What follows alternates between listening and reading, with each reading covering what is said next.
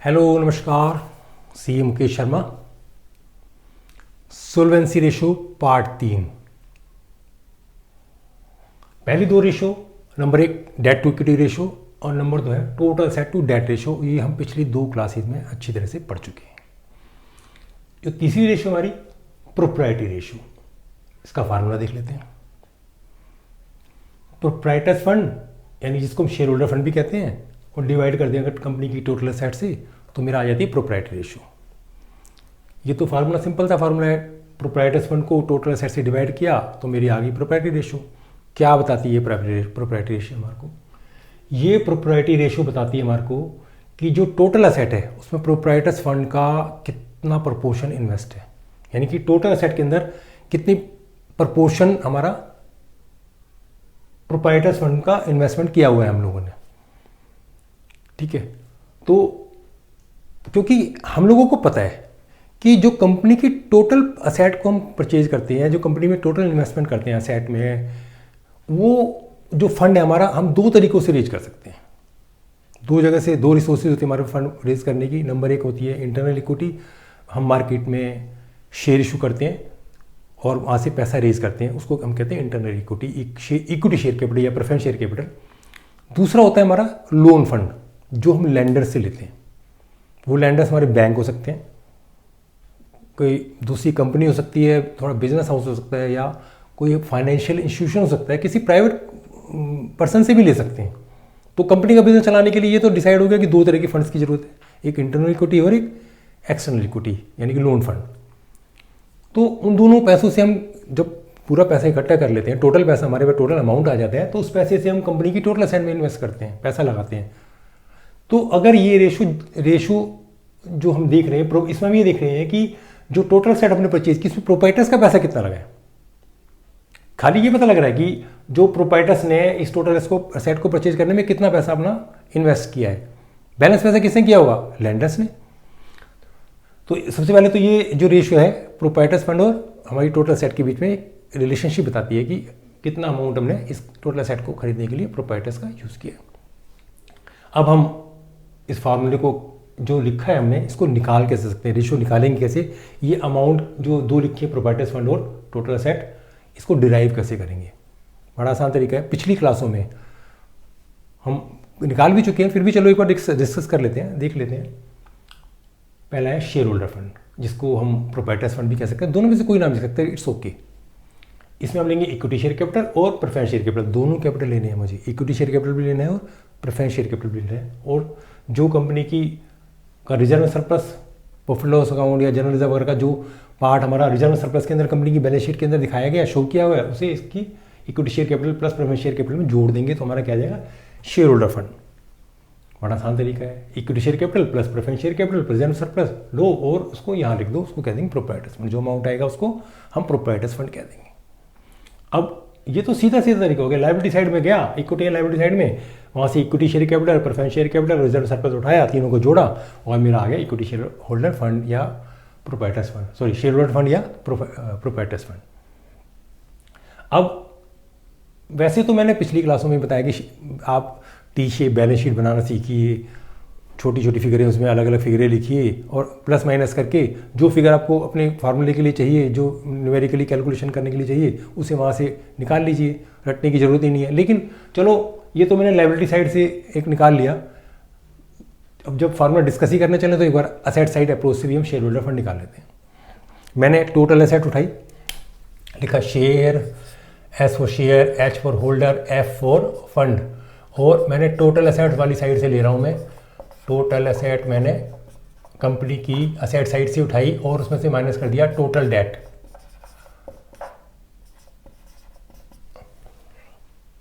यानी कि मैंने टोटल असेट में से कंपनी की टोटल एक्सटर्नल लायबिलिटी माइनस कर दी।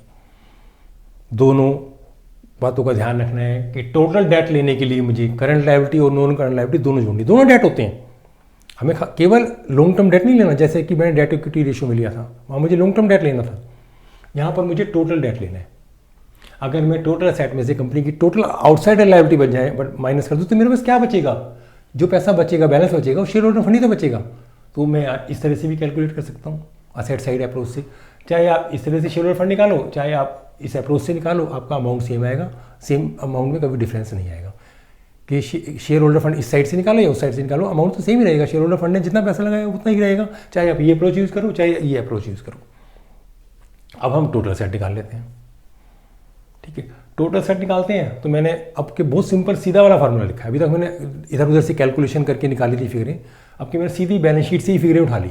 चलो इस तरह से भी तो आना चाहिए ना हम लोगों को, किस तरह से हम टोटल सेट निकालते हैं। बैलेंस शीट एसेट साइड में गया, मैं बैलेंस शीट देखी कंपनी की और मैंने देखा उसमें नॉन करंट एसेट और करंट एसेट दो हेड्स, मेन हेड लिखे हुए थे। मैंने वहाँ जाके तलाश करना शुरू किया, देखना शुरू किया। तो मैंने देखा, पहले मैं नॉन करंट एसेट के बारे में देख रहा हूँ, इसको मैंने थोड़ा एक्सपेंड कर दिया कि नॉन करंट एसेट को चलो डिटेल में लिखते हैं इस बार। क्या क्या लिखा? Tangible asset, building, plant, machinery, furniture, बहुत बार डिस्कस हो चुका है। Intangible asset, goodwill, patent, copyright, rule permit, ये सब जो हमारे को एसेट दिखाई नहीं देती वो सब इंटेंजिबल एसेट कहलाती है। अब आता है नॉन करंट इन्वेस्टमेंट। मैंने इसको हाईलाइट क्यों किया है? क्योंकि इन्वेस्टमेंट हमारी करंट एसेट में भी आएगी और नॉन करंट में भी आएगी।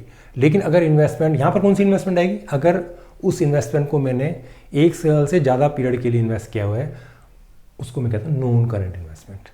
ठीक है, इसके बाद आ गया हमारा लॉन्ग टर्म लोन एडवांसेज। ये भी हमारा हाईलाइटेड है क्योंकि लोन एंड एडवांसेज हमारे करंट एसेट में भी आएंगे और नॉन करंट एसेट में भी आएंगे। ये पीरियड पे डिपेंड करता है। अगर हमने लंबे टाइम के लिए लोन दिया, किसी को एडवांस दिया है, तो मेरा आएगा लॉन्ग टर्म लोन एडवांसेज के अंदर। ठीक है, अगर शॉर्ट टर्म के लिए दिया है तो वो हमारा करंट एसेट के अंदर आएगा। हो गया हमारा, यहाँ पर हमारी नॉन करंट एसेट खत्म हो गई। अब हम आते हैं करंट एसेट की तरफ। तो करंट एसेट में इन्वेंट्रीज, जिसको स्टॉक भी कहते हैं। स्टॉक में तीनों तरह के स्टॉक आएंगे हमारे, work in progress, raw material and finish good. जो भी टाइप हमारी कंपनी के ईयर एंड में स्टॉक में अवेलेबल होगी, चाहे वो हमारी रॉ मटेरियल हो, फिनिश गुड हो या वर्क इन प्रोग्रेस हो, वो तीनों की तीनों यहाँ पर इंक्लूड होंगी। अलग अलग दिखानी पड़ेंगी हमारे को।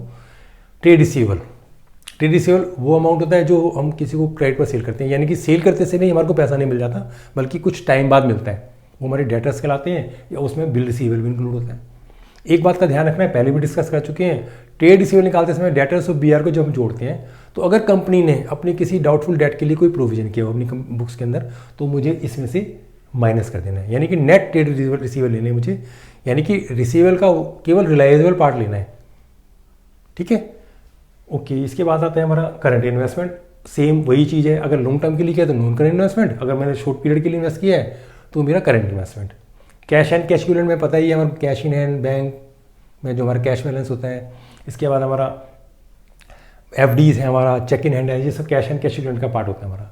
शॉर्ट टर्म लोन एडवांसेस, फिर पीछे भी बता चुका हूँ, लंबे टाइम के लिए एडवांस दिया है तो लॉन्ग टर्म में आ जाएगा, और अगर शॉर्ट टर्म के लिए एडवांस दिया है तो हमारा शॉर्ट टर्म लोन, इसमें current short term loan advances के अंदर आ जाएगा, जो कि करंट एसेट का पार्ट है जो हम यहाँ डिस्कस कर रहे हैं।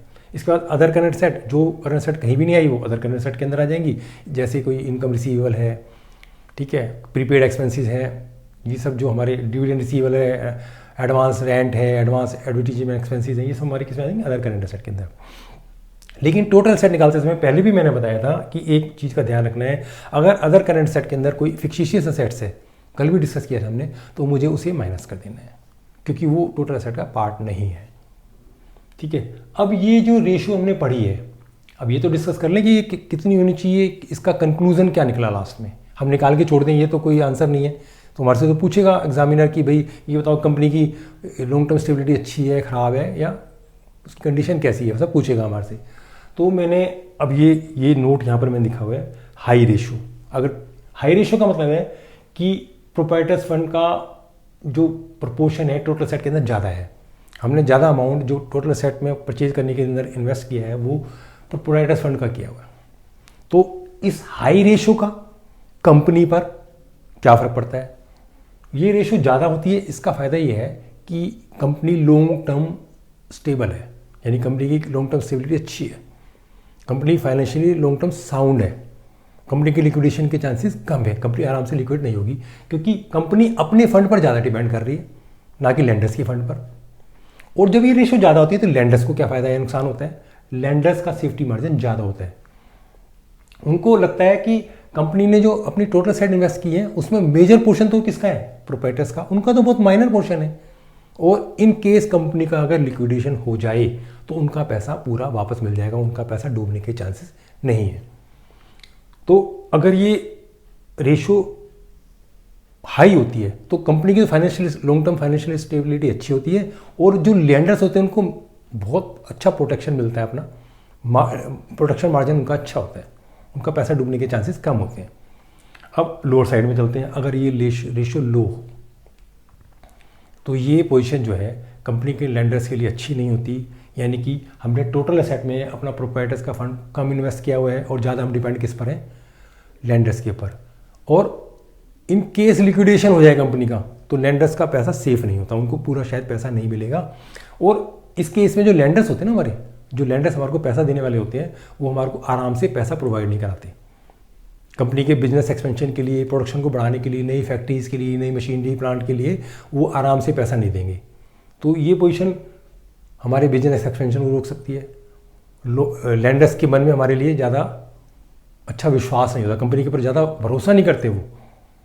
तो ये रेशो ज़्यादा होनी चाहिए या कम होनी चाहिए, इसके बारे में अगर हम डिस्कस मेन इसका कंक्लूजन निकालना चाहें तो ये रेशो जो टोटल इन्वेस्टमेंट होनी चाहिए एसेट के अंदर, वो एक ऐसा मिक्स होना चाहिए, मिक्स फंड होना चाहिए, मिक्स फंड में से होनी चाहिए जिसमें हमारा एक सेफ अमाउंट लेंडर्स का होना चाहिए और एक अच्छा अमाउंट हमारा शेयर होल्डर फंड का होना चाहिए। यानी दोनों फंड का हमारे को रिक्वायरमेंट है, ना बिजनेस कंपनी का केवल शेयर होल्डर के फंड से चल सकता है और ना केवल हमारी पूरी की पूरी डिपेंडेंसी लोन के फंड के ऊपर होनी चाहिए। एक अच्छी प्रपोर्शन, एक प्रपोर्शन निकालेंगे, हर कंपनी के हिसाब से अलग अलग होता है, जिसमें एक अच्छा प्रपोर्शन उसका हो इक्विटी फंड का और साथ में हमारा लेंडर्स का फंड भी होना चाहिए। हम उसको भी इग्नोर नहीं कर सकते, क्योंकि बिजनेस को चलाने के लिए लोन फंड भी बहुत अच्छी ज़रूरत है कंपनी की, और उसके बिना कंपनी अपना बिजनेस को सर्वाइव नहीं कर सकती। खाली वो इक्विटी फंड पर डिपेंड नहीं कर सकती, इक्विटी से चलता है बिजनेस, लेकिन उसको अपना बिजनेस अगर बहुत ज़्यादा बढ़ाना है तो उसको लोन फंड तो चाहिए ही चाहिए।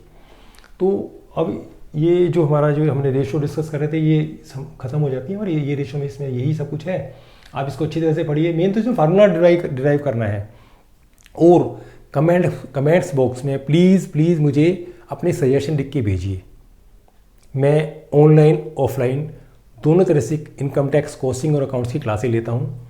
25 ईयर्स से मैं इनकम टैक्स कॉस्टिंग और अकाउंट्स पढ़ा रहा हूँ। अगर आप लोगों को कोई प्रॉब्लम हो या आप लोगों को पर्सनली मुझे कोई फ़ोन करना हो तो प्लीज़ मैं अपना जो वीडियो अपलोड करूँगा उसमें मेरा पर्सनल व्हाट्सअप नंबर और मोबाइल नंबर होगा। अगर आप मुझसे पर्सनली कॉन्टैक्ट करना चाहते हैं तो प्लीज़ वेलकम है आपके सजेशन। धन्यवाद।